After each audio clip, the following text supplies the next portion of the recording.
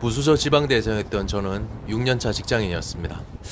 회사를 다니던 어느 날 저는 제 이름으로 숨겨둔 빚이 4천만 원 있다는 사실을 알게 되었어요.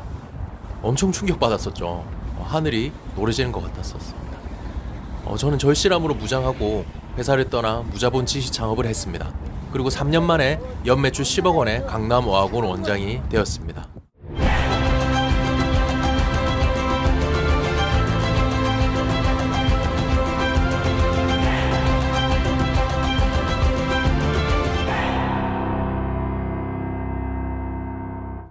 저는 어떻게 4천만 원 빚쟁이 직장인에서 3년 만에 연매출 10억 원 강남 어학원 원장이 되었을까요?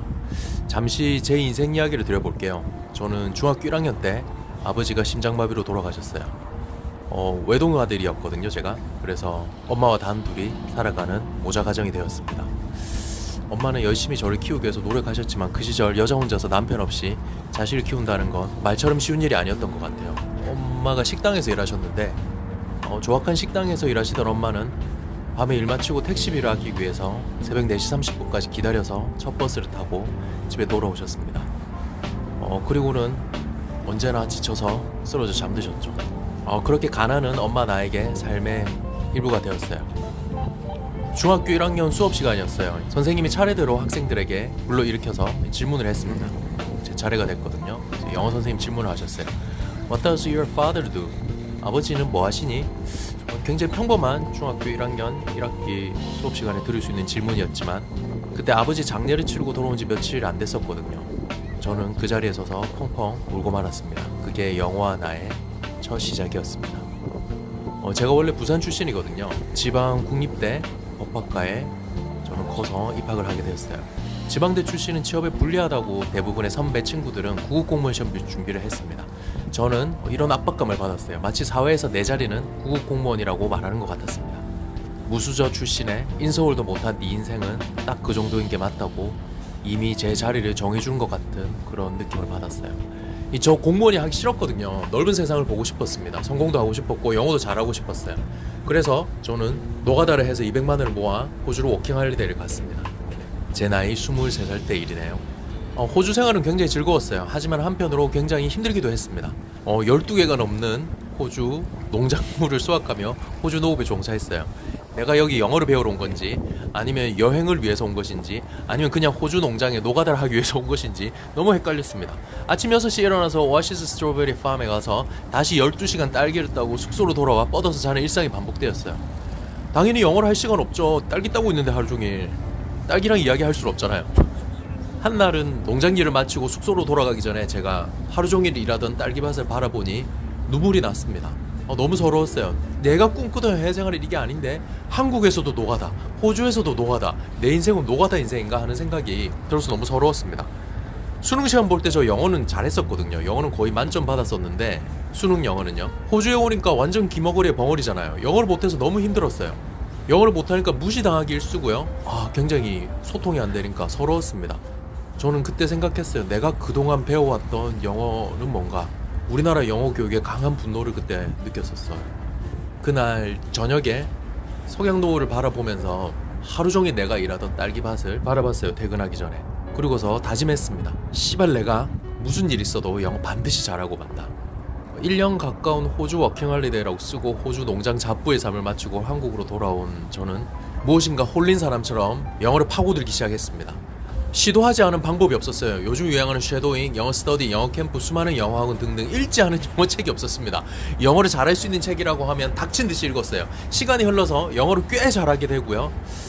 저는 26살에 한국무역협회 청년무역인으로 선발되어 네덜란드 로테르담 현대해진 유럽 서비스의 주재원으로 근무할 수 있는 기회를 가지게 되었습니다. 제가 영어를 통해서 이 사회에서 기회를 가지게 된 첫 순간이었어요. 달콤했습니다. 그렇게 주재 근무를 마치고 한국으로 돌아온 저는 중견기업 해외 영업팀에 입사했습니다. 회사에서는 저에게 영어를 잘한다는 이유로 엄청 많은 기회를 줬어요. 영어로 기회를 가지게 된 제 인생 두 번째 순간이었어요. 27살 때부터 신입사원임에도 불구하고 임원분들을 모시고 해외 출장을 다녔습니다. 혼자 유럽에 2주, 3주 동안 혼자 법인카드를 들고 출장을 다니고요. 유럽 전역에 거래선 관리를 했습니다. 저 혼자. 인도 담당자가 되어서 혼자 2주 넘게 또 역시 한 손에 법인카드를 들고 인도 출장을 가기도 했었죠. 저는 이때까지는 회사에서 열심히 일하면 부자가 될 수 있을 줄 알았어요. 그런데 회사를 다닌 지 6년차가 되었을 때 충격적인 사실을 알게 되었습니다.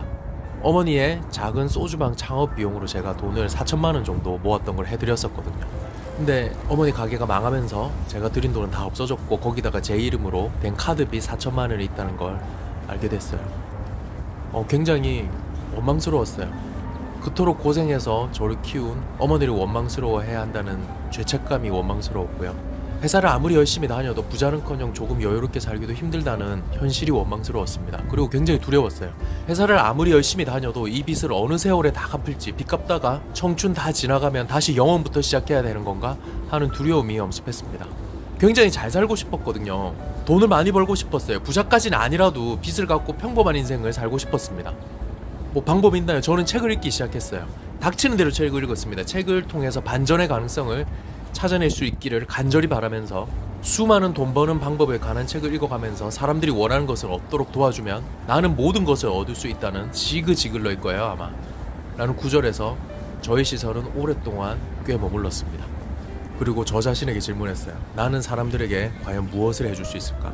영어였습니다. 내가 그토록 호주 농장에서 개고생하면서 분투하면서 얻게 된 나의 무기 영어. 저의 무자본 지식 창업은 그렇게 시작되었어요. 영어가 제 인생을 바꾼 세 번째 순간이었어요. 저는 이때부터 미친듯이 영어 학습법 책을 읽기 시작했어요. 회사 안에서 영어 스터디도 만들었습니다. 안 그래도 옆자리 김 차장님을 비롯한 다른 부선 직원들은 다 저한테 영어 회화에 대해서 많이들 물어봤었거든요. 영어 학습법 책 그리고 다른 책들도 몇백 권 정도 이렇게 책을 읽다 보니 영어 학습법에 굉장히 자신감이 생겼어요. 제가 가르친 대로 한 오현석 과장님은 3개월 만에 외국인 친구와 대화 가능한 수준에 올라섰거든요. 제가 1대1로 트레이닝을 해드렸죠. 그리고 제가 이렇게 만나던 랭귀지 익스체인지 하던 남아공 출신의 외국인 친구도 제가 인수인계 이렇게 해드렸죠. 저는 책을 쓰기로 마음먹었습니다. 그 이후 저는 수백 번의 거절 메일을 출판사로부터 받아야 했어요. 10개월이 넘는 원고 투고를 했었죠. 회사를 마치면 제가 가던 카페가 있었거든요. 스타벅스. 책을 읽고 계약이 될지도 안 될지도 모르는 원고를 쓰는 일을 1년 동안 반복했습니다. 지성이면 감천이라고 했던가요? 그 생활을 시작한 지 한 1년째 한 출판사 대표님이 관심을 보여주셨어요. 제 첫 번째 책 계약이었습니다. 첫 책이 나오고 저는 강의를 하려고 준비를 하고 있었어요. 그러던 어느 날 전화벨이 울렸습니다. 그리고 저 멀리서 저에게 어떤 분이 말씀을 하셨어요. 대통령 경호실입니다. 강연 요청을 드리고 싶습니다. 엄청 당황했었거든요. 초보 작가에 아직 강연 시작하지도 않았었는데 첫 번째 강연이 청와대 대통령 경호실이라니. 그렇게 저의 첫 번째 대중 강연은 청와대 경호실에서 300명 앞에서 얼떨결에 하게 됐습니다. 강연 당일에 전 너무 떨려서 도망가고 싶었어요. 어쨌든 무사히 강의를 코로 했는지 입으로 했는지 귀로 했는지 기억도 안 납니다. 무사히 강의를 마친 저는 강남에서 영어 학원을 시작했습니다.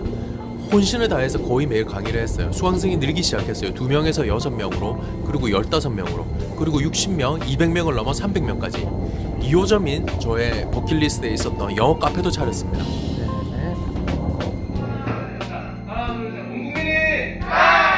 학원을 시작한 지 1년 만에 제 이름으로 있었던 카드비 4천만 원 모두 갚았습니다. 3년 뒤 제 학원은 나름의 인지도를 갖춘 강남 대표 성인 영어 어학원이 되었습니다. 저는 거의 쉬는 날 없이 강의를 했습니다. 그리고 저는 두 번째 책을 썼습니다. 저희 두 번째 책은 예스24 자기개발 10주 연속 베스트셀러 1위, 종합 베스트셀러 4위, 그리고 올해의 책 후보에도 오르는 넘치는 사랑을 받았습니다. 다시 절실함이 영어가 무자본 지식 창업이 저를 살렸습니다. 그렇게 저는 회사를 퇴사한 지 3년 만에 연매출 10억 원의 강남 어학원 원장이 되었어요. 굉장히 달콤했어요. 인생이 쉬워 보이기 시작했습니다. 하지만 위기는 갑자기 찾아왔습니다.